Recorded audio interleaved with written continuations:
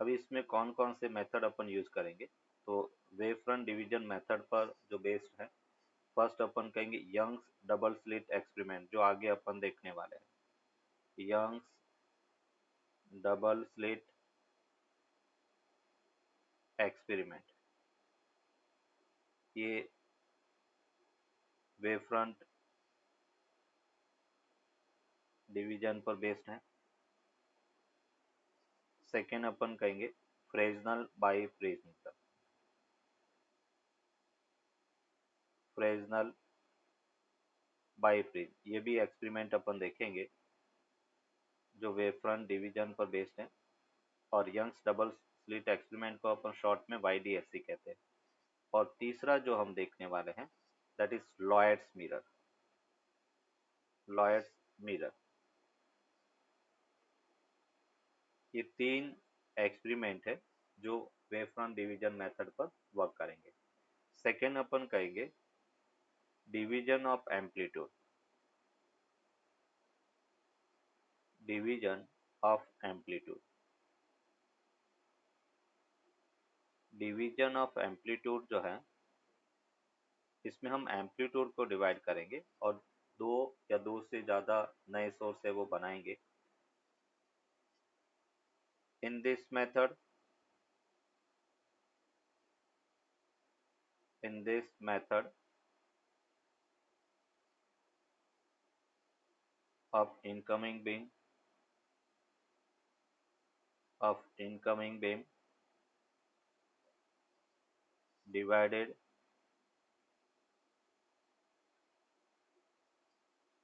into two or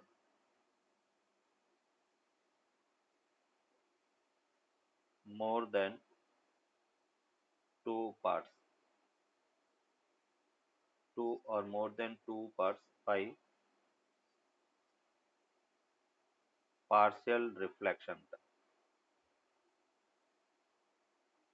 by partial reflection और refraction. आगे अपन देखेंगे किस टाइप से पार्शियल रिफ्लेक्शन और रिफ्रैक्शन से हम सोर्स बनाते हैं। और इसका अगर एग्जांपल अपन देखें, जैसे इंटरफेरेंस बाय थिन प्रिज्म, एक तो अपन फर्स्ट अपन कहेंगे bye thin film, thin film के कारण जब अपन इंटरफेरेंस देखेंगे तो उसमें डिवीजन ऑफ एम्पलीट्यूड होगा। सेकेंड अपन कहेंगे न्यूटन्स रिंग, जो न्यूटन्स रिंग है वो भी अपन कह रहे कि डिवीजन ऑफ एम्पलीट्यूड पे वर्क करता है। देखेंगे एक्चुअल में इंटरफेरेंस ऑफ लाइट होता क्या है, व्हेन टू और मोर देन टू और more than two waves, when two or more than two or more than two coherent waves, two or more than two coherent waves superimpose, superimpose to each other, then due to superposition, due to superposition, the resultant intensity,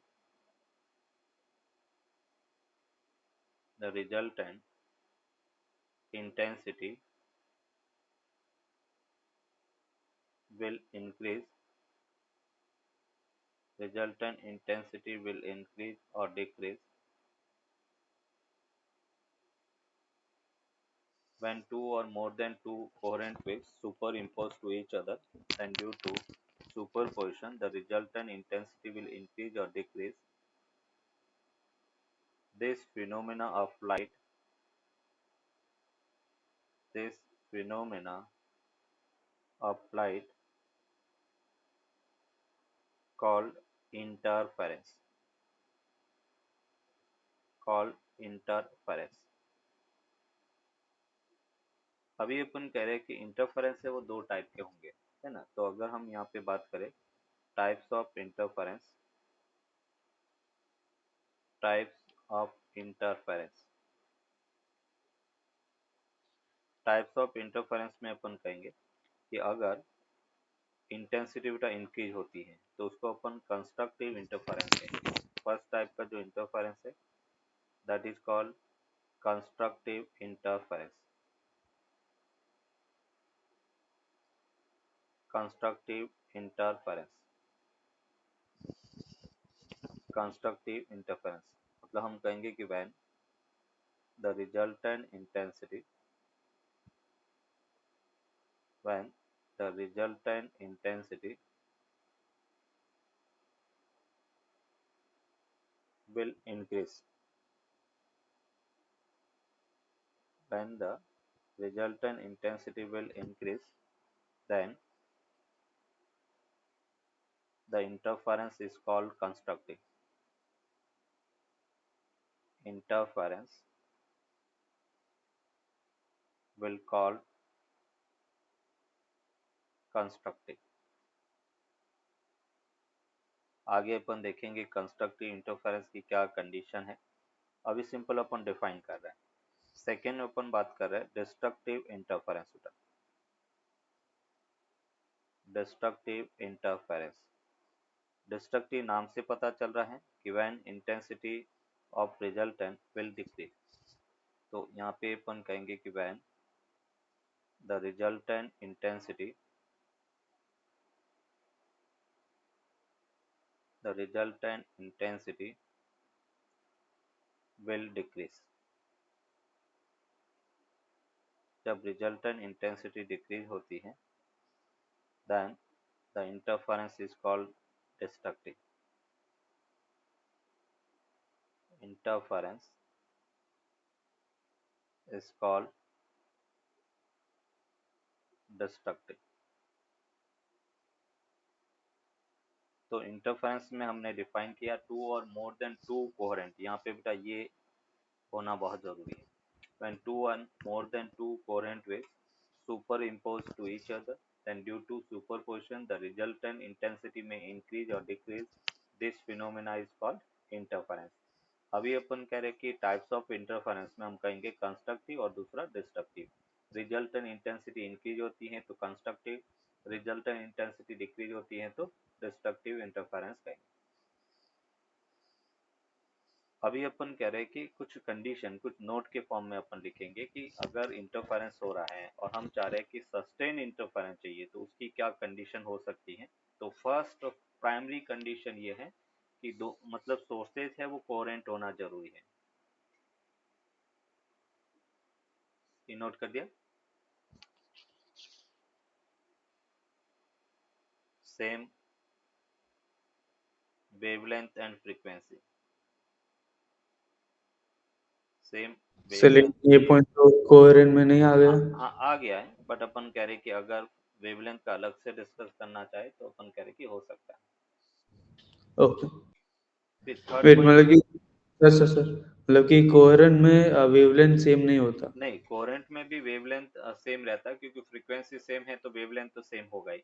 मतलब उसी point को अपने यहाँ पे अलग से लिखा गया। अगर वेवलेंथ के फॉर्म में पूछा जाए तो ये भी कंडीशन फुलफिल होनी चाहिए कि कोहेरेंट है तो अपन कह रहे वेवलेंथ तो सेम रहेगा ही। फिर अपन कहेंगे the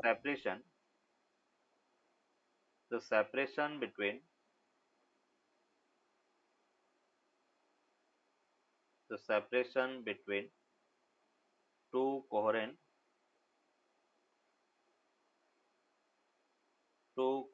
sources should be small।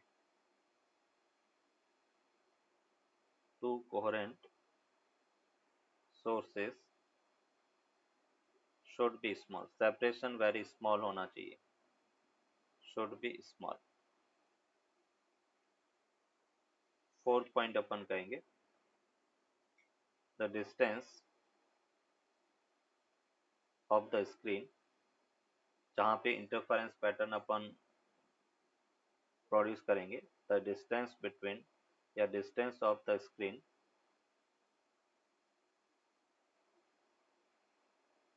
The distance of the screen from the sources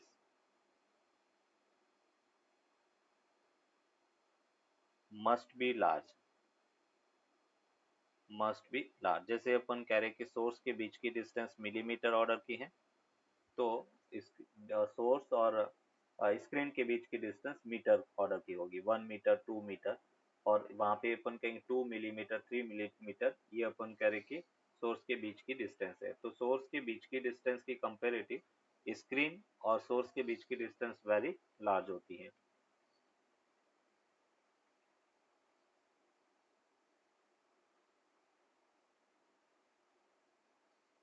चलो, ये अपन कह रहे कि इसका कुछ कंडीशन अपने देखा, 4 कंडीशन। हालांकि 4 में से प्राइमरी कंडीशन 3 ही है ना। फर्स्ट और 2 तो अपन कह रहे कि सेम कंडीशन है। अभी अपन इसका मैथमेटिकल है ना, ये नोट कर लो, फिर अपन इसका मैथमेटिकल एनालिसिस देखते हैं। ओमेगा टी प्लस फाई के इक्वल है। फाई यहाँ पर S1 और S2 का फेज डिफरेंस है। और अगर बेटा मुझे इसका रिजल्टेंट फाइंड करना है एम्पलीट्यूड, तो हम कैसे फाइंड करेंगे रिजल्टेंट? तो हमें पता है कि A1 स्क्वायर बेटा फेजर मेथड से सर ये कोहेरेंट सोर्सेस में तो फेज डिफरेंस कांस्टेंट सेम रहता है, होता कांस्टेंट रहता है, फेज है डिफरेंस कॉन्स्ट। कांस्टेंट रहता है। तो यहाँ पे फाई कांस्टेंट हो गया, तो under root A1 square plus A2 square plus बेटा 2A1 A2 कॉस फाई। दो वेव को जब अपन ऐड करते हैं, तो उसको ऐड करने का तो तरीका है, इसमें ए यानी कि एम्पलीट्यूड राइट। यस A1 है वो एम्पलीट्यूड ऑफ वेव 1 है, A2 एम्पलीट्यूड ऑफ वेव 2 है, और फाई अपन कह रहे हैं कि amplitude of sorry phase difference between both wave हैं। अभी देखो इसको ऐड कैसे करेंगे। तो जब अपन मैकेनिकल वेव पढ़ते हैं 11th में, तो ऐड करने के लिए एक फेजर मेथड अपन डिफाइन करते हैं। और फेजर मेथड देखो कैसे अपन इस दोनों को ऐड करेंगे।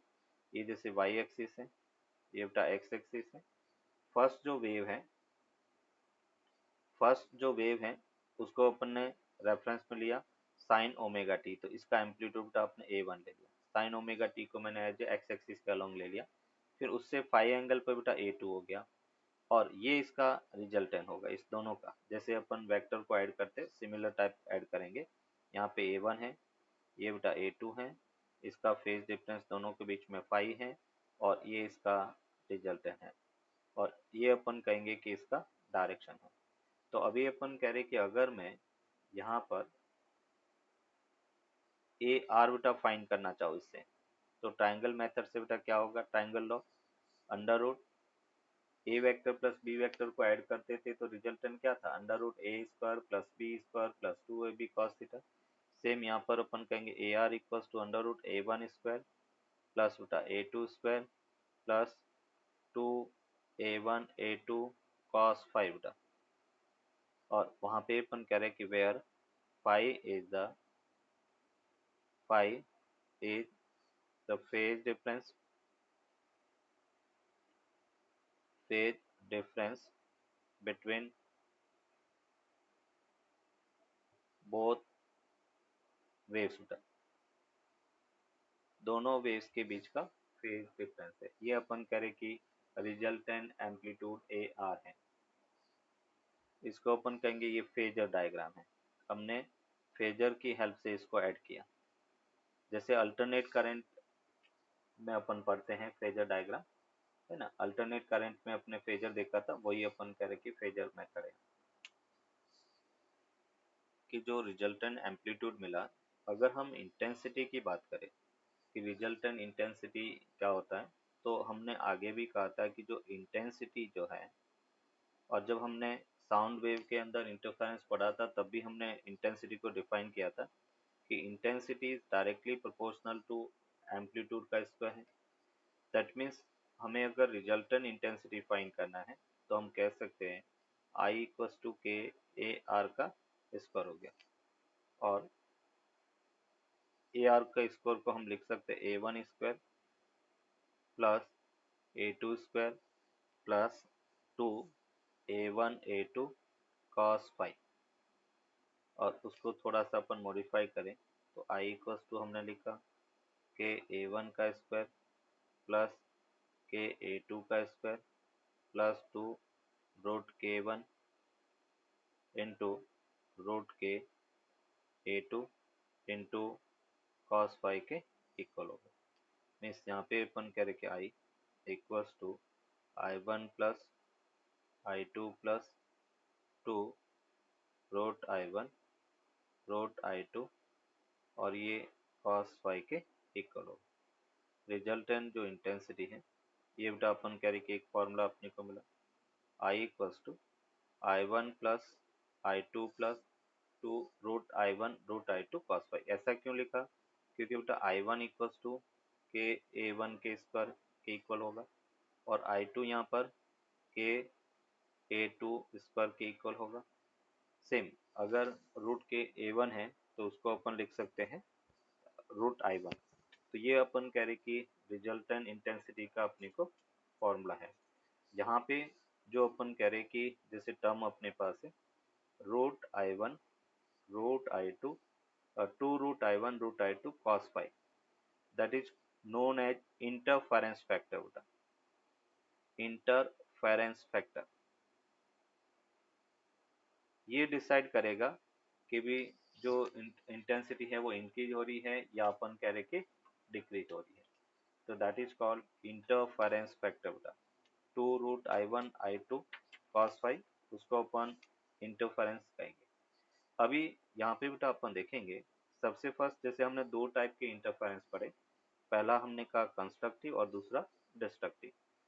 तो अगर हम कंस्ट्रक्टिव इंटरफेरेंस की कंडीशन देखें, condition for constructive interference, condition for constructive interference. और कंस्ट्रक्टिव इंटरफेरेंस के लिए हम कहेंगे कि रिजल्टेंट इंटेंसिटी इंक्रीज होना चाहिए। और इंक्रीज कब होगी? जब cos फाई की वैल्यू +1 होगा, है ना। तो यहाँ पे जैसे अपने का resultant intensity IR and that is equals to I1 plus I2, ये हमने रिजल्ट देखा, उसी को हम यहाँ पे यूज कर रहे हैं। Root I1 root I2 and cos phi के इक्वल है। हम यहाँ पर कह रहे हैं कि for constructive interference, constructive interference को हमने कहा कि इंटेंसिटी इंक्रीज होनी चाहिए।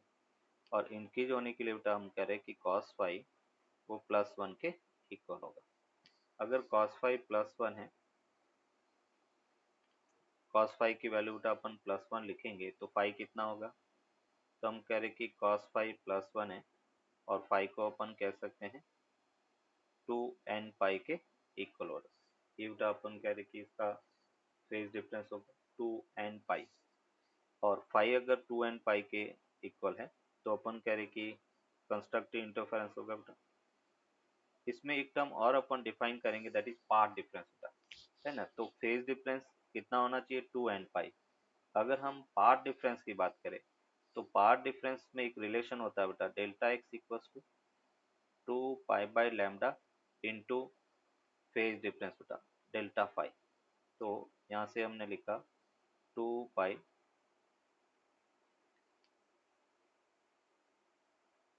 एक मिनट उल्टा ले लिया,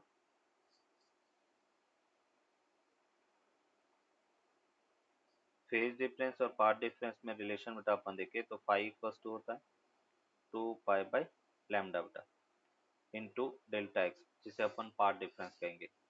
तो डेल्टा एक्स इक्वल्स टू अपने को मिलता है लैम्डा अपॉन 2 पाई इंटू बेटा फाई। फाई की वैल्यू 2n पाई रखे तो ये हो गया delta X lambda upon 2 pi into बेटा 2n पाई बेटा। तो delta X equals to n lambda है। तो ये बेटा अपन कह रहे कि कंडीशन हुआ। ये हो गया फेज डिफरेंस, इसको अपन कहेंगे फेज डिफरेंस। और इसको अपन कहेंगे पाथ डिफरेंस। तो हम कहेंगे कंस्ट्रक्टिव इंटरफेरेंस के लिए फेज डिफरेंस 2n पाई होना चाहिए और पाथ डिफरेंस n लैम्डा होना चाहिए। अभी अपन कह रहे कंडीशन, हाँ, जब अपन कह रहे कि ये कंडीशन इसमें लगाएंगे तो देखो अपने को रिजल्टेंट इंटेंसिटी मैक्सिमम वो क्या मिलेगा? तो IR मैक्सिमम को हम लिख सकते हैं I1 plus I2 plus 2 under root I1 root I2 तक, ये हमने लिखा।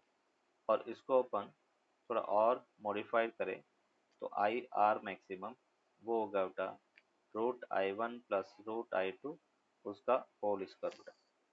ए रूट आई वन का square plus root I two का square plus two root I one root I two है, तो उसको root I one plus root I two का होल स्क्वायर अपन कह सकते हैं। ये बेटा मैक्सिमम इंटेंसिटी कंस्ट्रक्टिव इंटरफेरेंस में होगा। अगर इसमें अपन कह रहे हैं कि इफ जो दोनों सोर्स हैं वो इक्वल इंटेंसिटी के हैं, आई वन इक्वल टू बेटा आई टू के इक्वल है, उस केस में अपन कह रहे हैं कि मैक्सिमम जो इंटेंसिटी है वो बेसिकली 4 I0 के, इसको I0 ले लो कि I1 I2 अगर इक्वल है तो मैक्सिमम इंटेंसिटी 4 I0 के इक्वल होगा। ये बेटा इसका स्टडी करने का रीजन है। अगर सिंपल I1 और I0 और I0 2 I0 होता है, उसके एल्जेब्रिक सम के इक्वल होता है, तो हम इंटरफेरेंस को स्टडी नहीं करते। यहाँ पे अपन कह रहे कि I0 और I0 इंटेंसिटी मिल रहा है और रिजल्टेंट 4 टाइम्स I0 हो रहा है, that is the reason of study of interference. हम इंटेंसिटी कम यूज कर रहे हो और आउटपुट में उससे भी ज्यादा इंटेंसिटी अपने को मिल रही है, that is the condition of constructive interference. तो ये अपने को याद रखना है, जहां कहीं पर भी पूछा जाएगा कंस्ट्रक्टिव इंटरफेरेंस बन रहा है तो वहां पे ये कंडीशन अपन अप्लाई करेंगे कि जैसे रिजल्टेंट इंटेंसिटी का बेटा अभी हमने फॉर्मूला देखा, I R equals to I one plus बेटा I two plus two root I one root I two cos five के इक्वल है। और हमने कहा कि इंटेंसिटी डिक्रीज होनी चाहिए, तो कॉस फाइव की वैल्यू बेटा क्या होगा -1, एंड कॉस फाइव -1 है, that means five equals to हम कह सकते हैं 2n-1 इंटू फाइव, है ना। Five that must be equals to 2n-1 into five. N की वैल्यू बेटा यहाँ पर 1 2 अप टू इन्फिनिटी कुछ भी हो सकता है, 1 टू इन्फिनिटी एन की वैल्यू पॉसिबल है। और जब अपने यहाँ पर देखा था कंस्ट्रक्टिव बेटा, और कंस्ट्रक्टिव के लिए जो एन लिखा था that N may be 0 1 up to बेटा इन्फिनिटी, है ना, ये एन 0 टू इन्फिनिटी होगा। और यहाँ पे अपन जो एन देख रहे हैं वो एन 1 टू इन्फिनिटी होगा। अभी अपन कह रहे कि इसका अगर पार्ट डिफरेंस बेटा अपन देखें तो पार्ट डिफरेंस क्या होगा, delta X that must be equal to, हमने कहा लैम्डा अपॉन बेटा 2 pi into phase difference 2n-1 इंटू पाई हो गया। तो यहाँ से अपने को मिला path difference that must be equal to 2n-1 lambda by 2 के इक्वल होगा। तो पार्ट डिफरेंस बेटा 2n-1 लैम्डा बाई 2 होगा, फेज डिफरेंस बेटा 2n-1 पाई के इक्वल होगा, और n अपन यहाँ पर कह रहे हैं 1 टू इन्फिनिटी हो सकता है। अभी इससे बेटा मिनिमम इंटेंसिटी क्या मिलेगा, तो हम कहेंगे I R minimum that must be equal to बेटा I1 प्लस I2 प्लस बेटा sorry -2 root I1 root I2। और अगर हम मिनिमम इंटेंसिटी बेटा इसको देखें थोड़ा और मॉडिफाई करें तो हम इसको कहेंगे root I1 minus root I2 का होल स्क्वायर। ये अपन कह रहे कि मिनिमम इंटेंसिटी है, root I1 minus root I2 का होल स्क्वायर। अगर अपन कह रहे कि इसमें इफ दोनों सोर्सेज बेटा इक्वल इंटेंसिटी के हैं, I1 इक्वल्स टू I2 है, उस केस में बेटा अपन कह रहे कि इंटेंसिटी जो है वो 0 होगा, I R minimum that must be equals to 0। एक दूसरे को कैंसिल कर देंगे तो रिजल्टेंट इंटेंसिटी बेटा अपन कह रहे कि 0 के इक्वल होगा। अभी यहाँ पे कुछ पॉइंट बेटा अपन लिखते हैं कि जैसे फर्स्ट अपन बात करेंगे रिलेशन बिटवीन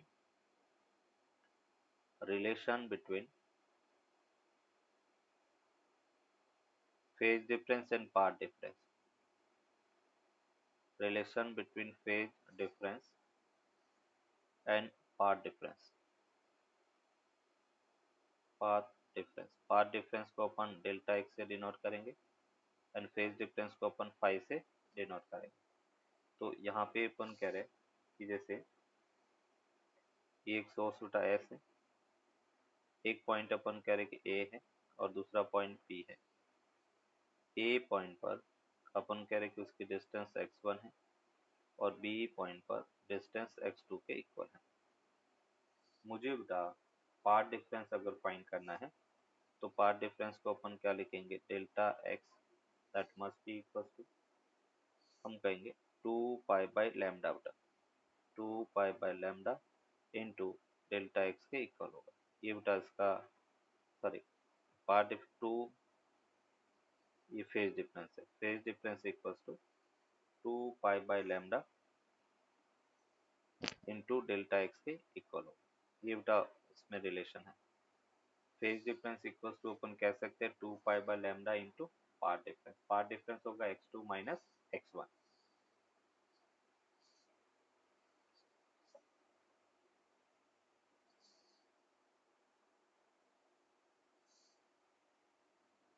आई मैक्स को बेटा अपन लिख सकते हैं √I1 प्लस √I2 का होल स्क्वायर। आई मीन था √I1 माइनस √I2 का होल स्क्वायर, और √I1 वो बेटा आपने लिखा था के √K A1 है ना, तो K से K तो कैंसिल आउट हो जाएगा। इसको अगर एम्पलीट्यूड के टर्म्स में अपने को डिफाइन करना तो हम लिख सकते हैं A1 plus A2, A1 plus बेटा A2 upon A1 minus A2 और उसका होल स्क्वायर बेटा। ये अपन कह रहे कि इसका ratio I max upon I mean √I1 plus √I2 का whole square upon √I1 minus √I2 का होल स्क्वायर, या हम कह सकते हैं equals to A1 plus A2 upon A1 minus A2 का होल स्क्वायर। नोट करो कॉन्ट्रास्ट रेशियो, या अपन कह रहे कि फ्रिंज विजिबिलिटी है, इसकी वैल्यू बेटा मैक्सिमम कब होगी, तो हम कह रहे कि इफ जो मिनिमम इंटेंसिटी है वो अगर 0 हो जाए है ना, तो उस केस में अपन कह रहे कि visibility will be maximum, visibility will be maximum.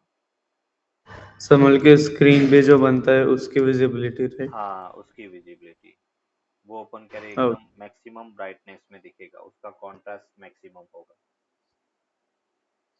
जब अपन कह रहे कि दोनों से अभी देखो ये आई मीन 0 कब होगा, तो हम कह रहे कि जब दोनों जो स्लिट्स हैं वो इक्वल वेट की होगी और इक्वल मतलब अपन कह रहे कि डिस्टेंस पर रखी हो मीन पॉइंट से, तो उस केस में अपन कह रहे कि फ्रिंजेज बनेगी वो मैक्सिमम कॉन्ट्रास्ट की बनेगी। फिफ्थ पॉइंट, जो इंटेंसिटी है वो हम कह रहे कि फ्रिंज विड्थ इंटेंसिटी जो आई है वो बेटा विड्थ के डायरेक्टली प्रोपोर्शनल होती है, width of slit, width of slit के डायरेक्टली प्रोपोर्शनल होगी। स्लिट की विड्थ अगर ज़्यादा है तो इंटेंसिटी भी ज़्यादा होगी। मतलब प्रॉब्लम सॉल्व करने के लिए हम ये कह सकते हैं कि I1 by I2 equals to बेटा W1 बाई W2 होगा, स्लिट विड्थ के डायरेक्टली प्रोपोर्शनल होती है। सिक्स अपन कहेंगे जो इंटेंसिटी है, intensity I is directly proportional to the amplitude का स्क्वायर, एम्पलीट्यूड स्क्वायर। मतलब हम ये कह सकते हैं कि I1 by I2 simple A1 square upon A2 square के इक्वल होगा। कोई भी एक का एम्पलीट्यूड और कोई भी एक क्वांटिटी अगर अननोन है तो हम इसकी हेल्प से फाइंड कर सकते हैं। ये कुछ पॉइंट्स है जो अपन कह रहे कि प्रॉब्लम सॉल्व करने में अपने को हेल्प करेंगे। If two waves represented by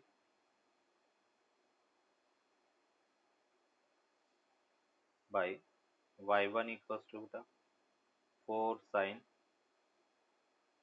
omega t and y2 equals to 3 sin omega t plus beta pi by 3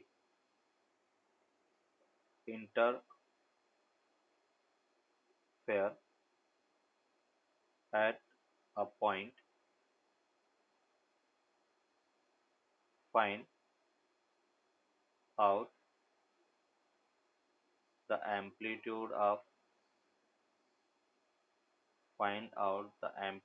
of the resulting wave, resulting wave का बेटा एम्पलीट्यूड अपने को फाइंड करना। फाइंड करो। Two beams of light having intensities I and 4I interfere to produce a fringe pattern on a screen. The phase difference between the beam is pi by 2 at point A and 2 pi at point B. Then find out the difference between resultant intensity at point A and B. A और B के बीच में resultant intensity का difference क्या है वो अपने को find करना। Basically हमें जो find करना है डेल्टा I और डेल्टा I होगा resultant intensity at point A minus resultant intensity at point B। Find करो। तो A पॉइंट का बेटा अपने पास फॉर्मूला है I प्लस बेटा 4I plus 2 root 4I and cos pi by 2। Cos pi by 2 की वैल्यू क्या हो गया बेटा 0। तो ये हमें कितना मिला 5I आई आर ए मतलब पाई बाय 2 था और 4I कॉस पाई बाय 2 की वैल्यू 0, तो ये हमें 5I मिला। फिर अपन कह रहे कि आई आर बीटा और वो हमारे पास है I प्लस 4I प्लस अपन करेंगे 2 रूट 4I एंड कॉस 2 पाई की वैल्यू 1। तो यहाँ से 2 2 जा 4 और ये 9I हो गया। हमें बेटा डिफरेंस चाहिए है ना। हालांकि इंटेंसिटी किस पॉइंट पर ज़्यादा होगी बेटा बी पर ज़्यादा होगी। तो delta I that will be equal to I R B minus I R A find करेंगे और वो अपने को मिला 9I माइनस 5I and that will be equals to 4I। ये बेटा दोनों में इंटेंसिटी का difference. In an interference pattern, the slit widths are in the ratio 1:9. Then find out the ratio of minimum and maximum intensity। और ये अपने पास है रूट 1 प्लस रूट 9 और उसका स्क्वायर हो गया। मीन्स यहाँ से अपने को मिला रूट 1 माइनस रूट 9 कितना हो गया बेटा 3 माइनस 1 2 हो गया है ना। -2 4 2 का स्क्वायर 4 हो गया और यहाँ पे अपन कह रहे हैं 4 का स्क्वायर कितना हो गया 16। तो ये 1:4 आ गया। ये इसका आंसर हो गया। मतलब हम कह रहे हैं कि I minimum upon I maximum उसका रेशियो 1:4 के इक्वल होगा।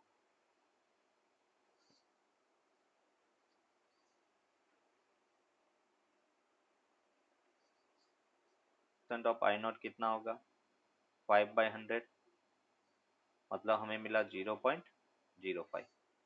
तो अभी अपन कह रहे कि मैक्सिमम। लेकिन हाँ लेकिन वो तो I max minus I minus के आई मिनिमम के लिए ना। नहीं अपन कह रहे कि वेरिएशन हो रहा है। वेरिएशन का मतलब अपन कह रहे हैं कि मैक्सिमम है वो 5% ज़्यादा है तो मिनिमम 5% कम हो जाएगा। The intensity variation in interference pattern obtained with the help of two coherent sources is 5% of the average intensity। मतलब अपन कह रहे हैं कि अगर मैक्सिमम 5% एवरेज से ज़्यादा है तो मिनिमम 5% एवरेज से कम हो गया। यहाँ पे जो ओके बेसिकली ये इंटरफेरेंस फैक्टर है क्योंकि एवरेज क्या था I1 प्लस I2 था। एवरेज क्या था I1 प्लस I2। तो जो 2√I1 I2 cos फाई है वो बेसिकली 5% के इक्वल है। तो एक में 5% ऐड हो गया दूसरे में 5% क्या हो जाएगा कम हो जाएगा। तो दूसरे के लिए अपन क्या लिखेंगे कि जो आई नॉट है 1 माइनस हमने 0.05 रखा इंटू बटा आई नॉट हो गया। तो यहाँ से अपने को मिला 1.05 I naught equals to 0.95 I naught. तो अभी अपन कह रहे कि जो I max upon I min है वो बेसिकली हमें मिला 105/95 था और उसको अपन 5 से कैंसिल करें तो 21/19 के इक्वल होगा।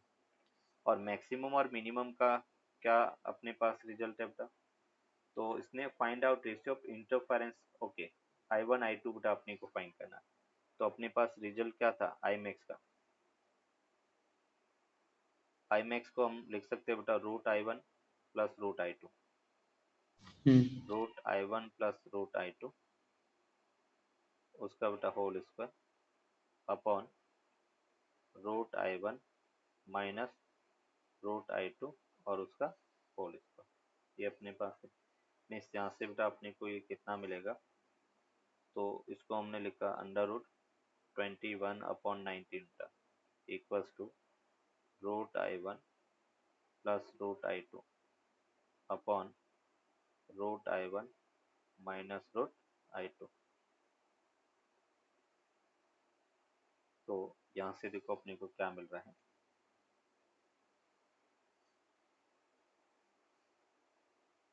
इसको अपन लिख सकते हैं अंडर रूट 21 का, ये हो गया रूट आई वन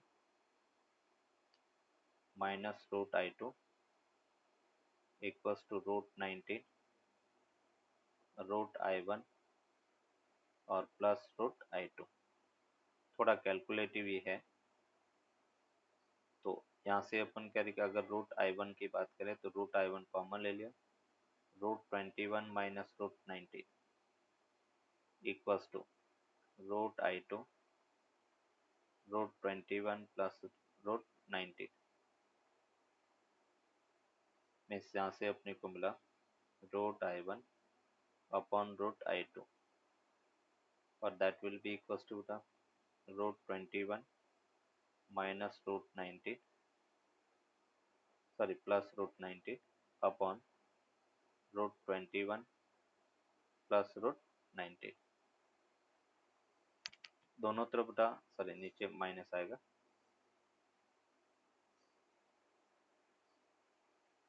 अभी दोनों तरफ स्क्वायर कर लेते हैं। तो ये बेटा अपने को मिला I one plus I two equals to root 21 plus root 19 upon root 21 minus root 19 और उसका स्क्वायर के इक्वल हो। ये अपने पास है, इसको अभी अपने को सॉल्व करना पड़ेगा। तो इसका जो आंसर अपने को गिवन है वो आंसर है 1680 अपॉन 1 तक, ये इसका आंसर होगा। थोड़ा calculative. The light wave emitted by two independent sources, independent bulbs will not have bulbs will not have stable constant phase difference, stable constant phase difference बेटा। अपन कह रहे कि दोनों ही स्टेबल और कांस्टेंट फेज डिफरेंस नहीं है, और उस केस में अपन कह रहे कि दोनों सेम कोहेरेंट की तरह एक्ट नहीं करेंगे, क्योंकि हमने जब कंडीशन देखा था सस्टेन इंटरफेरेंस के लिए तो वहाँ पे हमने कहा था कि फेज डिफरेंस कांस्टेंट होना चाहिए और स्टेबल होना चाहिए, तभी जाके अपन कह रहे कि वो कोहेरेंट सोर्स की तरह वर्क करेंगे। सर अगर दो रेज लाइक एक ही बल्ब से निकलती है तो फिर हाँ, कह सकते हैं। एक ही बल्ब से अगर आ रही हैं तो वो अपन कह रहे कि मतलब दो एक ही वेव से, मतलब एक ही सोर्स से निकल रही है और एक ही पॉइंट पे मीट कर रही है, तो हम उसको कोहेरेंट कह सकते हैं। जैसे हम वाईडीएससी में ऐसा ही करेंगे, वेव फ्रंट को डिवाइड करके सेम हम होना चाहिए। हाँ,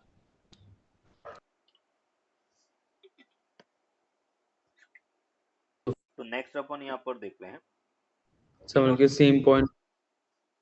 according to Huygens, according to Huygens, light is wave, light is wave, and is proved by Young, and it proved by YDSC, Young's double slit experiment. ने इसको प्रूव किया था bye YDSC, Young's double slit experiment। अब इसको prove कैसे किया, तो एक ही सोर्स ने, यंग ने एक ही सोर्स से दो कोहेरेंट सोर्स को प्रोड्यूस किया। जैसे ये बेटा अपन कह रहे कि एक कार्डबोर्ड लिया, यहाँ पे एक सोर्स है, ये जैसे अपन कह रहे कि एक लाइट सोर्स रखा, सपोज एक कैंडल है, एक लाइट सोर्स है, या अपन कह रहे कि उसकी जगह अपन सोडियम लैंप भी ले सकते हैं, एक ही सोर्स अपन बात कर रहे हैं।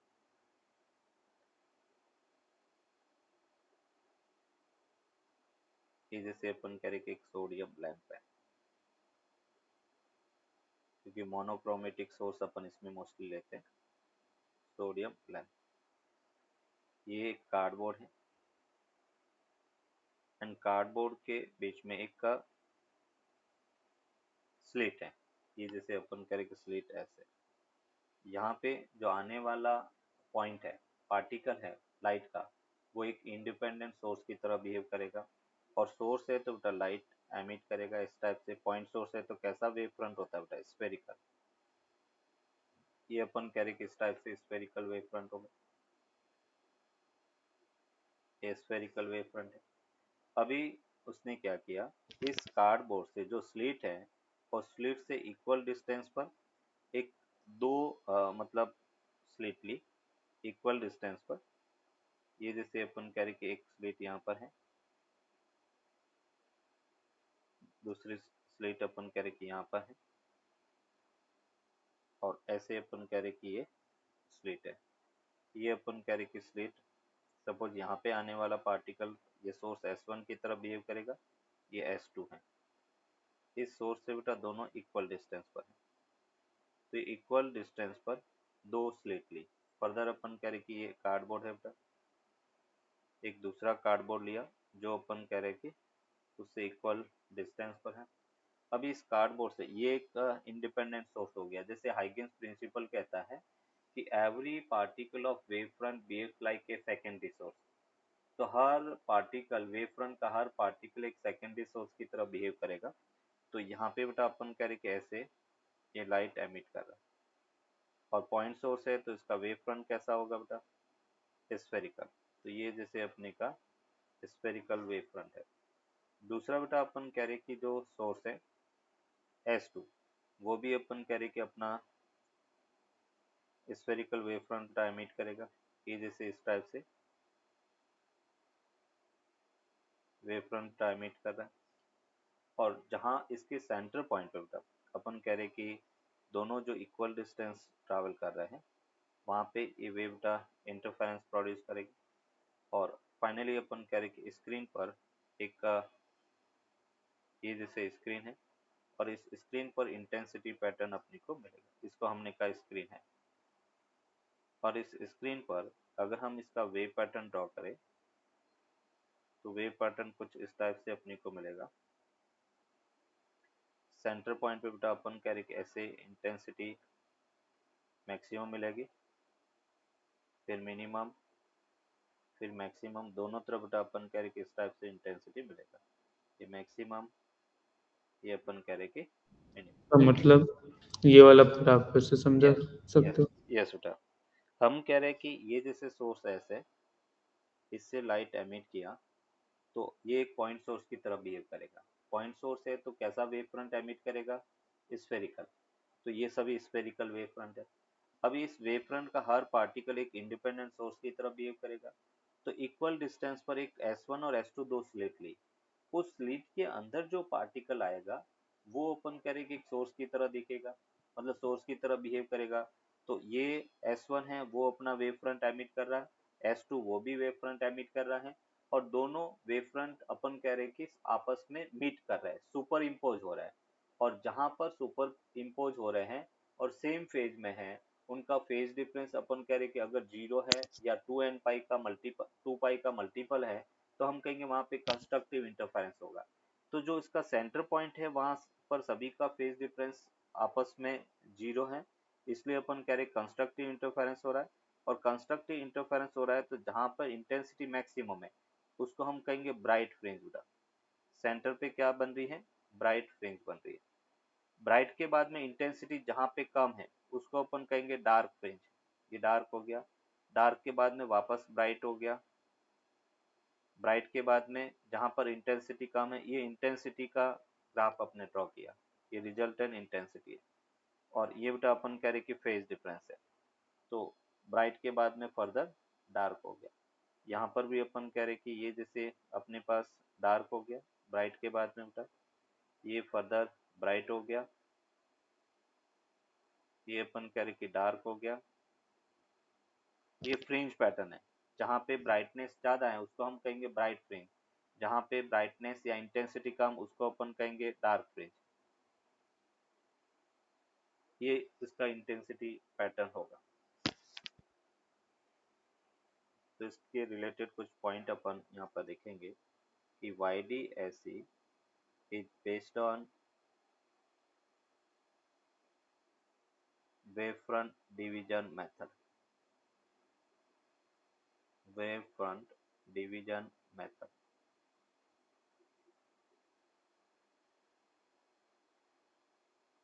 अगर बेटा अपन कह रहे जैसे इसमें S1 और S2 दो स्लिट है, अगर वन ऑफ द स्लिट उसको अपन बंद कर दे, है ना, तो उस केस में अपन कह रहे कि जो इंटरफेरेंस पैटर्न है वो डिसअपियर हो जाएगा।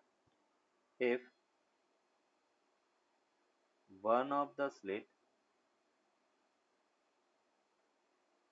Is disappear. लेकिन स्लिट बहुत ही लाइक कम स्पेस की होगी ना? क्या कह रहा हूँ? लाइक ये जो स्प्लिट हो गए वो लाइक स्पेस बहुत ही कम होगा ना?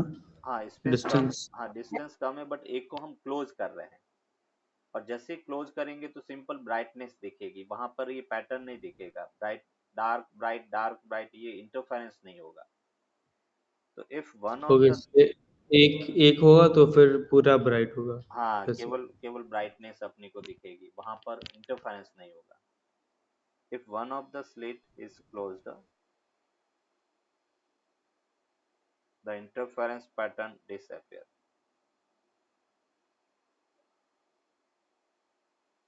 The interference pattern will disappear।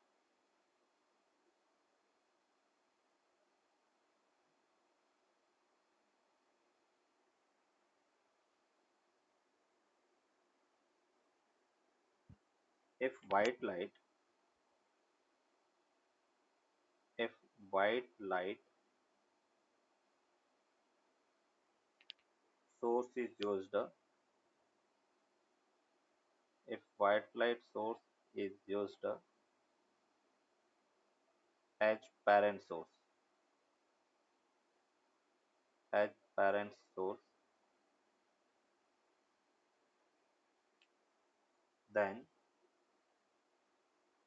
the fringes will be,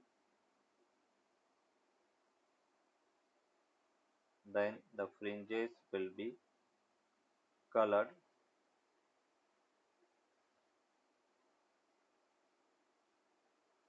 and of unequal width, unequal width। मतलब अपन कह रहे कि उसकी वेट है वो डिक्रीज होती रहेगी। दूसरा अपन कहेंगे कि जो सेंट्रल फ्रिंज है वो वाइट होगी, central fringe will be white. अगर हम वाइट सोर्स यूज करेंगे तो सेंट्रल फ्रिंज हमेशा वाइट बनेगी, और दूसरी जो फ्रिंजेस हैं वो अपन कह रहे कि कलरफुल बनेगी। ये इसका फर्स्ट पॉइंट है, ये इंपॉर्टेंट पॉइंट है। थ्योरेटिकल क्वेश्चन इस टाइप से इसमें अच्छा बनता है कि अगर वाइट लाइट सोर्स अपन यूज करेंगे तो second point, the fringe closest, the fringe closest to, the fringe closest to central fringe, central fringe at either side। सो वैसे आपने बोला कि कलर फ्रिंजेस हो गए, मतलब कि लाइक वो वेबक्योर वाले कलर्स या फिर कैसे? विबग्योर वाले कलर, विबग्योर वाले कलर उसी को अपन देख रहे हैं कि सेंट्रल फ्रिंज है वो वाइट होगी, बाकी कलरफुल होंगे। अब कलरफुल में सेंट्रल फ्रिंज के पास में कौन सा कलर बनेगा, तो फर्स्ट कलर रेड होगा, लास्ट अपन कह रहे कि रेड से हम वॉयलेट की तरफ, ब्लू की तरफ मूव करेंगे, और उसके बाद में ओके। अपन कह रहे कि जो पैटर्न दिखना अपने को बंद हो जाएगा। The fringe closest to central fringe at either side will be red.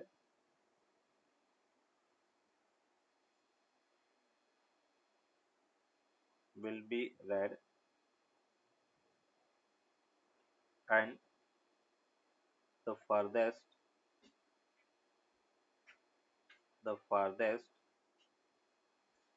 will appear blue. After a few fringes, no clear fringe pattern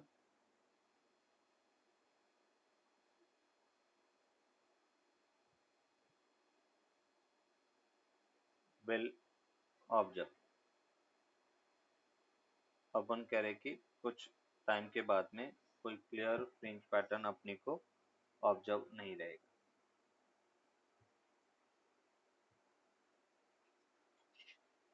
noted. चलो, तो इसके आगे अपन नेक्स्ट क्लास में देखेंगे, है ना. नेक्स्ट क्लास जो अपना ट्यूसडे है, तो उसमें मेरा शायद ऑफिस में मतलब टाइम टेबल में लास्ट लेक्चर है, तो अपन थोड़ा लेट स्टार्ट करेंगे 10:30 को. चलेगा 10:30 टू. तो फिर हम लोग लाइक ट्यूसडे के अलावा लाइक फ्राइडे या फिर ऐसा कुछ रख सकते हैं, लाइक फ्राइडे सैटरडे जब भी आप फ्री हो. फ्राइडे को भी फ्राइडे को रख सकते हैं. फ्राइडे हाँ को सर, रख कितने सकते हैं. बजे? तो फ्राइडे को अपन रखेंगे 9:30 हाँ सर, इंडियन टाइम, ठीक है. 9:30 है ना. हाँ ठीक ठीक. Sir, PM right? हाँ, पीएम. हाँ हाँ, ठीक है. मॉर्निंग में आप किसी दिन फ्री हो तो, बट मॉर्निंग में फिर आपको बहुत जल्दी हो जाता है, आपकी जल्दी उठने की आदत नहीं है. हाँ सर, मैं मॉर्निंग में आपको बता दूंगा कि हाँ हाँ संडे को किस टाइम में हाँ चेंज हो सकता है. हाँ. संडे को मतलब जैसे आप आफ्टरनून में भी कहोगे ना, तो आफ्टरनून में भी चलेगा. नहीं सर, बात यह है कि लाइक संडे को लेट लेट मॉर्निंग को मेरा क्लास रहता है, और फिर अच्छा मोस्टली उसके बाद टेस्ट रहता है आफ्टरनून में, इसलिए नहीं. अच्छा. इसलिए अगर हो सकता है तो फिर संडे को अर्ली मॉर्निंग में मैं आपको उसके बारे में बता दूंगा. हाँ हाँ हाँ, अर्ली मॉर्निंग हो जाए तो ये और बढ़िया. हाँ ठीक है. Thank you sir. ठीक है. Bye bye. Good night.